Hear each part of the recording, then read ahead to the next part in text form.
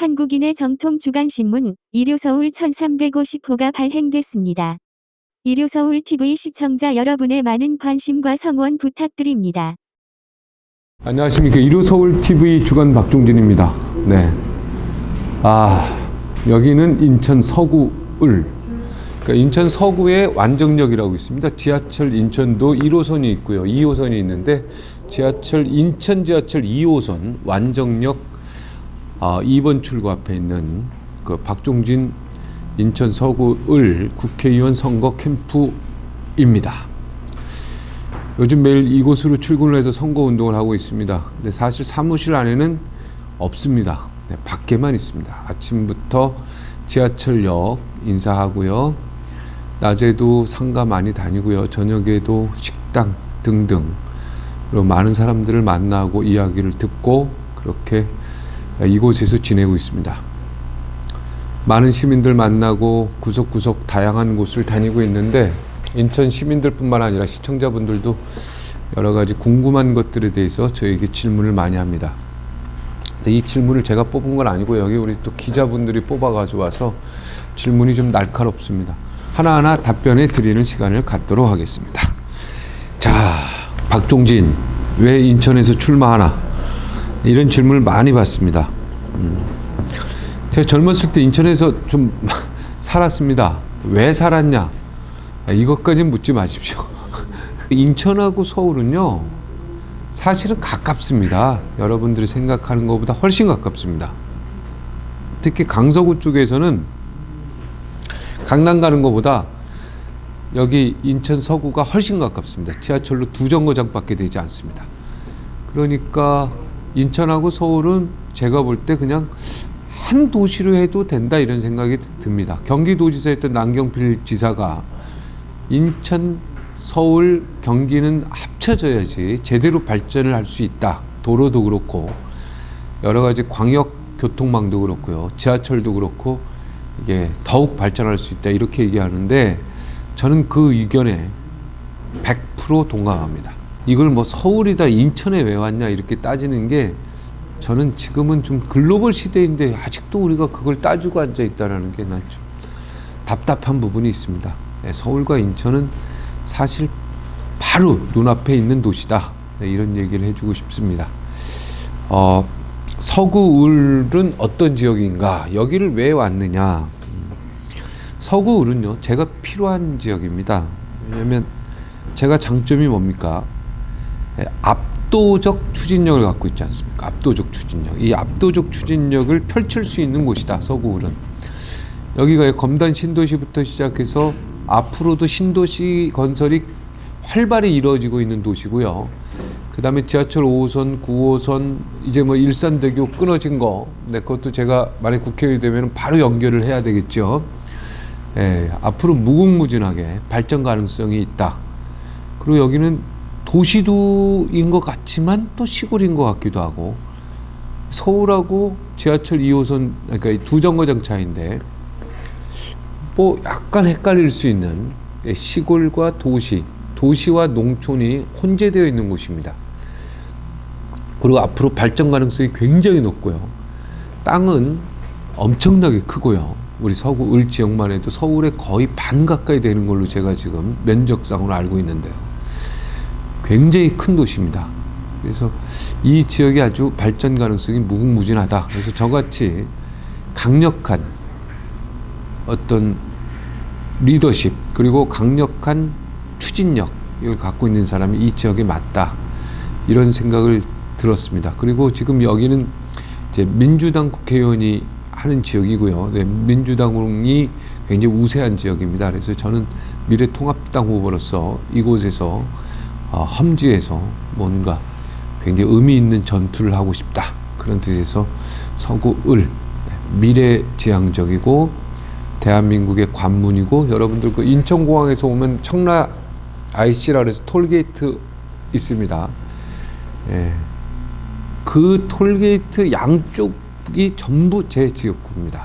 양쪽을 이렇게 쳐다보면 그게 두 개 다 제 지역구다. 엄청나게 넓은 땅이다. 영종도까지 가기 전까지 그 바다를 보기 전까지 서구을이 바다도 끼고 있다. 네, 엄청난 땅이라고 보시면 되겠습니다. 네, 서구를 아주 발전 가능성이 굉장히 전도 유망한 곳이고 지금 굉장히 막 아파트들이 들어서고 있고 개발되고 있는 도시다. 네, 이렇게 보시면 되겠습니다. 선거운동 해보니까 어떻습니까? 주민들 반응 좋습니까? 네, 일단은 뭐 인지도 덕을 좀 많이 보고 있습니다. 네. 일단은 딱 식당 가서 저를 알아보는 사람이 한 명만 딱 있으면 네, 분위기가 확 바뀝니다. 근데 가끔은 한 명도 못 알아보는 사람이 있어서 나중에 명함 받고 알아보는 사람들이 있습니다. 네. 그 뒤늦게 이제 발동이 걸리는데요. 사실 반응 좋습니다. 근데 이 반응 좋다라는 얘기, 이것이 뭐 꼭 또 선거에서 이긴다 이렇게 얘기할 수는 없잖아요. 네. 그래서 항상 조심스럽고요. 항상 긴장하고 있습니다. 선거 운동은요, 겸손해야 되고요. 인사도 90도로 해야 되고요. 그냥 이렇게 인사하면 안 됩니다. 네, 지역구에서 당선된다는 건요, 정말 굉장히 힘든 역정을 겪었다 이렇게 생각하시면 되고, 지역구 국회의원들은요, 막 정치인이라고 욕하는데요, 이게 사실은 좀 인정할 만한 사람들이다 이렇게 보시면 되겠습니다. 굉장한 내공도 있고요. 어떤 분들은 제 앞에서 명함을 찢는 사람도 있고요.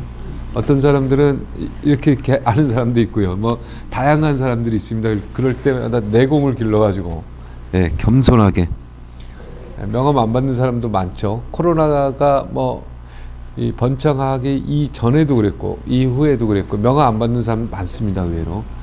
네, 그래서 상당히 이제 마음의 상처도 좀 받긴 하는데, 인간으로서 또 한번 경험해 보면 굉장히 많은 걸 배운다. 네, 많이 배우는 곳이다. 이렇게 생각하면 되겠습니다. 주간박중기 목요일 코너는 어떻게 되나? 이거는 좀 불규칙하게 될 것 같고요. 일단 선거 끝나는 4월 15일 이후에는 다시 규칙화 되겠습니다. 그리고 일단은 유재일 씨가 좀 많이 등장할 것 같고요.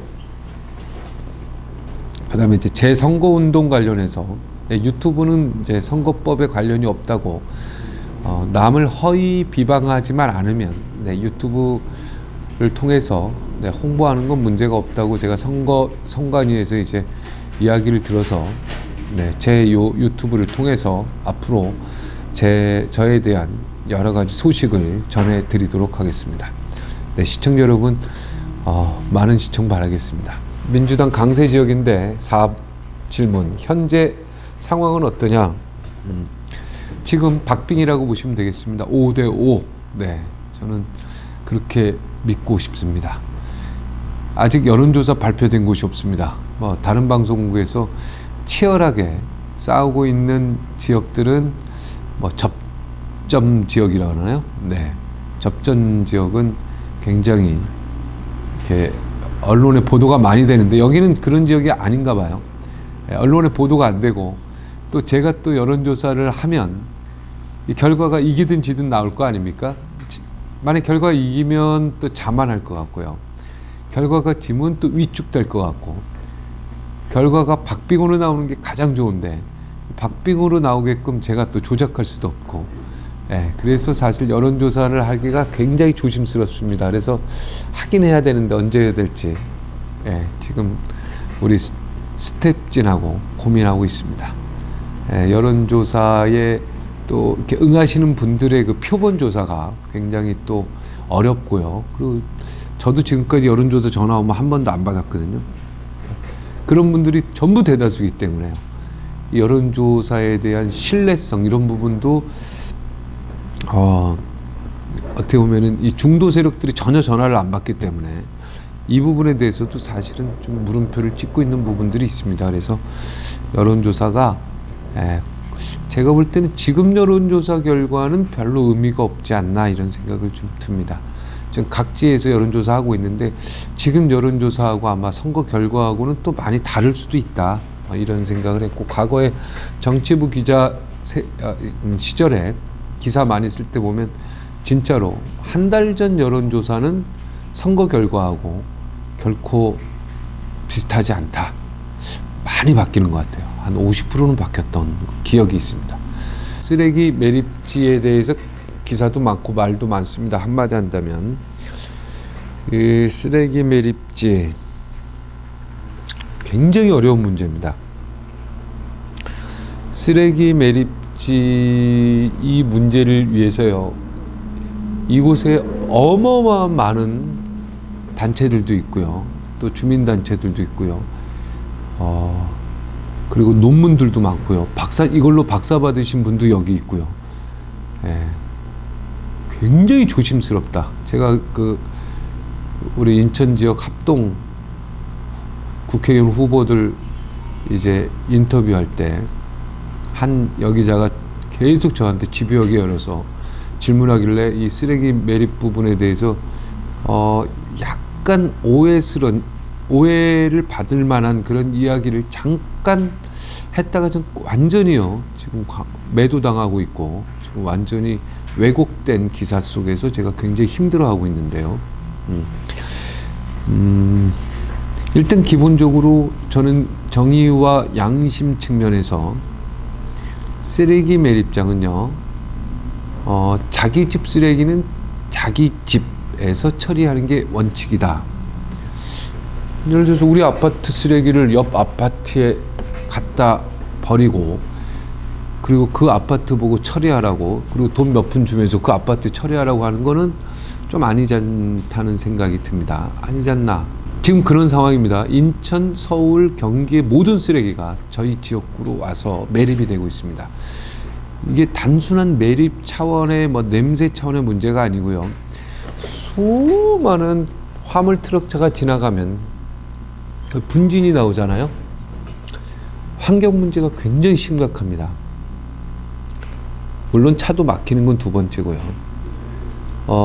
이 지역 사람들의 그 화물차의 그 주변에, 화물차가 지나가는 그 도로, 수송로라 그러는데 수송로 주변에 아파트 사람들이 굉장히 괴로워하고 있다.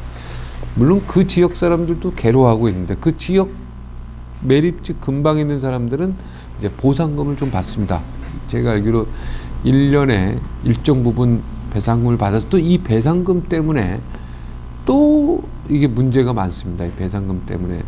그렇지 않고 2km, 3km, 이게 1km 근방 안에서는 배상을 받는데 떨어진 분들은 야, 우리도 지금 이 고통 속에 살고 있는데 우리도 배상해야 되지 않느냐, 이런 목소리도 있고요. 전체적으로는 일단 우리 지역에서 매립지가 사라지는 게 가장 지금 정답인데, 그것도 지금 2025년에요. 2025년에 지금 이 쓰레기 매립지를 여기서 사라지게 한다, 종료한다. 그러니까 앞으로도 5년이 더 남았습니다. 그래서 저는 국회의원이 되면은 폐기물 처리 시설 설치 촉진법 및 주변 지역에 대한 지원에 관한 법률, 이걸 이제 폐촉법이라고 하는데, 이 폐촉법에 대해서 지금까지 어떤 국회의원들도, 이 지역 국회의원들도 여야를 막론하고 어느 누구도 이야기한 적이 없습니다. 왜냐하면 여기 지역 주민들의 이야기가 한 목소리가 아니고 서로 다른 목소리들이 워낙 다양하게 나오기 때문에 그렇습니다. 그래서 이것 때문에 이제 문제가 많이 되고 있어서요. 그래서 저는 더 앞으로 주민들의 이야기를 더 귀담아 듣겠다. 그래서 주민들의 이야기를 귀담아 듣고 주민들의 뜻에 따라 처리하는 것이 맞다, 이런 생각을 해봤습니다. 얼마 전 그 잘못된 왜곡된 기사는 뭐냐면, 제가 어차피 내년에 국회의원 되면은, 올해 국회의원 되면은 이 폐촉법을 당장 발의를 해야 되기 때문에요. 저는 올해든 내년이든 제 임기 전에 이 폐촉법이 만약 통과가 되면은 25년까지 기다리기 이전에 서울과 경기에 있는 쓰레기는 여기서 거부할 수가 있습니다. 그러면 남은 인천 쓰레기는 여기가 인천 서구니까 그 인천 쓰레기 부분에 대해서 저는 서울과 경기는 당연히 거부가 되는 거예요. 2025년 이전을 얘기하는 겁니다. 2025년 이후를 얘기하는 게 아니에요. 네, 2025년 이전에 저는 1년이라도 더 빨리 폐촉법을 통과시켜서 서울과 경기 쓰레기는 받지 말고, 그 다음에 2025년이 종료되니까 그때까지만 인천의 쓰레기를 우리 인천 서구가 감당하는 것이 맞지 않나, 이렇게 조심스럽게 얘기했다가 인천 쓰레기를 받을 용의가 있다. 요 멘트만 기사가 나가는 바람에 2025년 이후에도 계속 우리 인천 쓰레기를 우리가 받는 거냐 해서 지금 완전 왜곡돼 가지고요. 제가 아주 지금 미친 X가 되고 있습니다. 제 이야기는 2025년 이후를 얘기하는 게 아니고요. 2025년은 무조건 종료돼야 되고요. 그 이전이라도 서울 경기권은 받지 말아야 된다. 폐촉법을 통과시켜서. 이 폐촉법의 핵심이 뭐냐면 우리 지역에 있는 쓰레기는 우리 지역에서 담당하자. 광역시나 도나. 경기도 쓰레기는 경기도가 담당해라. 서울 쓰레기는 서울이 담당해라. 네, 이런 주장을 하고 있는 겁니다. 그러나 이것 또한 주민들과 철저히 의논해서 결론을 내려야 된다. 저 혼자서 내릴 내용은 전혀 아니다. 굉장히 조심스럽습니다. 네, 쓰레기 매립지, 이게 여기에 뇌관이다. 인천 서구을에서 쓰레기 매립지를 입에서 내뱉는 순간에 아주 곤란하다, 이런 얘기를 지역 유지 분들이 많은 이야기를 해주셨는데, 저는 그래도 용기 있게 지금 이 문제를 화두에 올려서 제 소신을 얘기하는 겁니다. 그러나 하나 확실한 거 얘기할까요? 내 집 쓰레기를 남의 집에 버리는 건 염치 없는 행동이 아니고 범죄 아닙니까? 저는 이거는 있어서는 안 된다. 이거는 사회 정의 차원에서 바로 세워야 된다. 요거 하나는 꼭 말씀드리고 싶습니다. 구체적인 공약 발표는 언제냐? 일단 청약 3동에 청약 3동 같은 경우는 학교 부지가 있습니다. 학교 부지가 있는데 그 학교 부지에 학교가 지금 들어서지 못하고 있습니다. 그리고 여기는 공동학군이라 그래가지고요. 학교가 좀 멀더라도, 왜냐면은 여기 인구에 맞게 고등학교가 공동학군 배제로 돼 있어서 아무리 멀어도요, 그 학교를 다녀야 됩니다. 거기에 인구를 채워야 되기 때문에 새로운 학교를 신설한다는 게 지금 불가능한 상태인데, 그게 가능한 게 이제 특수학교를 만들면 되는데요. 저는 이곳에 예술 고등학교를 하나 만들고 싶습니다. 특히 실용음악 관련해서 고등학교를 하나 만들고 싶다. 제가 동아방송예술대학교 교수로 있기 때문에, 초빙 교수로 있기 때문에 그 어떤 실용 방송 뭐 이런 고등학교를 하나 좀 만들고 싶다. 음향도 가르치고 아나운서도 가르치고 카메라도 가르치는 그런 학교를 좀, 고등학교를 하나 만들면 좋지 않을까, 이런 생각을 해봤고요. 여기 또 그 카톨릭 신자들의 그 묘지도 있는데 그 묘지도 빨리 현대화 시켜야 되겠다. 지금 이제 거의 꽉 차가지고요. 더 이상 이제 묘가 들어갈 수가 없는 상황인데, 이거를 빨리 현대화 시켜서 낙골묘 형태로 만들어서 앞으로 더욱 많은 천주교 신자들이 좀 어떻게 보면은 잠들 수 있는 그런 곳을 좀 만들고 싶다, 이런 생각을 해봤습니다. 그리고 여기 뭐 중학교 부지, 오륜중학교 부지, 오류동 오류중학교 부지라든가 이런 거. 그 다음에 가장 중요한 게 저 일산대교에서요, 갑자기 도로가 끊겼습니다. 그게 바로 검단으로 들어오면 이제 검단 사람들, 이곳 사람들이 바로 강변북로로 88로 바로 빠질 수가 있습니다. 그래서 그거 제가 빨리 국회의원 되면 그거부터 좀 빨리 하려고 하고 있습니다. 그 이외에도 공약은 굉장히 많습니다. 그러나 지킬 공약을 해야 되겠죠. 이 공이 빈 공짜가 되면 안 될 것 같아서 제가 꼭 지킬 공약만 골라서 하겠습니다. 근데 이 공약 자체가 다 시간이 걸리고 어려운 문제들이 다 끼어 있기 때문에 제가 그 문제를 하나하나 해결하도록 하겠습니다. 여기 오면요, 정말 일을 열심히 해야 됩니다. 일들이 너무 산적해 있기 때문에요. 여야를 막론하고 어느 국회의원이나 여기 와서 굉장히 힘들 것 같다, 이런 생각을 해봤습니다. 그러나 여기에 적합한 정말 맞춤형 인간이 제가 아닌가, 뭐 이런 생각을 계속해서 여기 지금 선거운동하면서 느끼고 있습니다. 좀 젊고 추진력 있고, 그 추진력이 그냥 추진력이 있으면 안 됩니다. 압도적 추진력을 갖고 있는 사람이 이 지역에 맞다, 뭐 이런 생각을 해봤습니다. 이제 또 다음 질문이네요. 7번 앞으로 선거운동 계획은? 앞으로 선거운동 계획은요, 아침 새벽부터 밤까지 계속 사람들 한 명이라도 더 만나는 겁니다. 다행스럽게도 저를 만나는 사람마다 많은 격려를 해주시고 많이 기뻐해 주시는 분들이 많아서 열심히 뛰겠습니다. 선거운동에는 방법이 없습니다. 열심히 노력하고 열심히 뛰는 거, 그게 바로 선거운동입니다. 주간 박종진 앞으로도 더욱 열심히 하겠습니다. 고맙습니다.